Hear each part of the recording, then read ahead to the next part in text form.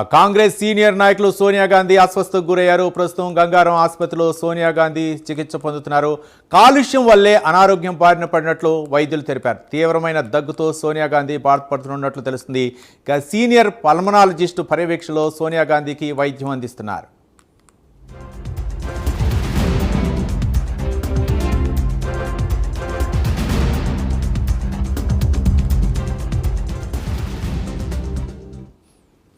కాంగ్రెస్ అధినేత్రి సోనియా గాంధీ అస్వస్థకు గురయ్యారు. ప్రస్తుతం గంగారం ఆసుపత్రిలో సోనియా గాంధీ చికిత్స పొందుతున్నారు.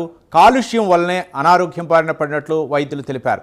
తీవ్రమైన దగ్గుతో సోనియా గాంధీ బాధపడుతున్నట్లు తెలుస్తుంది. ఇక సీనియర్ పల్మనాలజిస్టు పర్యవేక్షణలో సోనియా గాంధీకి వైద్యం అందిస్తున్నారు.